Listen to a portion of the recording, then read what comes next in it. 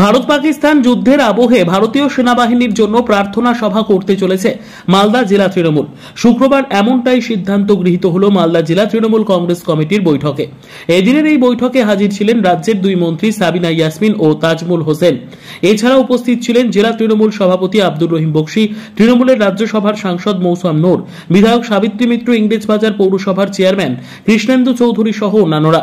এদিন তারা সকলে মিলে ভারতীয় সেনাবাহিনীর জন্য প্রার্থনা সভা করার সিদ্ধান্ত গ্রহণ করেন। সেই সঙ্গে মানববন্ধন কর্মসূচি রূপায়ণের সিদ্ধান্ত গৃহীত হয় বলে জানা যায়।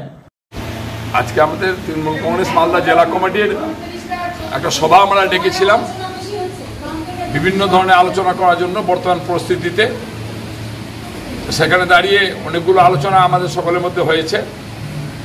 আমরা আলোচনা কিছু সিদ্ধান্ত গ্রহণ করেছি যে আমরা দ্রুত গতিতে আমাদের বর্ডারে দাঁড়িয়ে আমাদের দেশের সম্মান রক্ষার্থে যে বীর সৈনিকরা লড়াই করছেন পাকিস্তানের বিরুদ্ধে, জঙ্গিদের বিরুদ্ধে, তাদের জন্য আমরা প্রার্থনা সভা করব একটা। সেই সিদ্ধান্ত আমরা এখানে আলোচনা করেছি।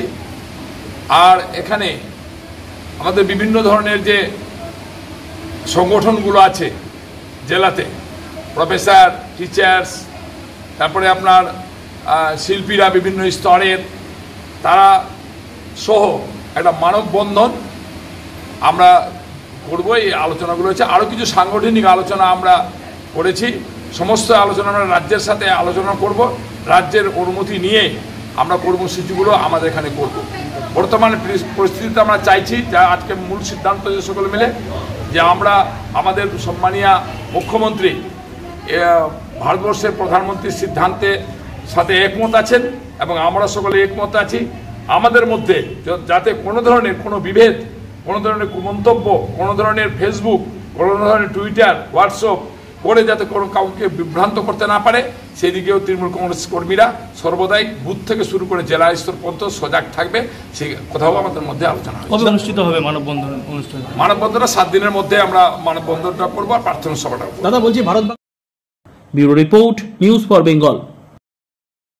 This channel does not promote or encourage any illegal activities. All contents provided by this channel is meant for educational purpose only.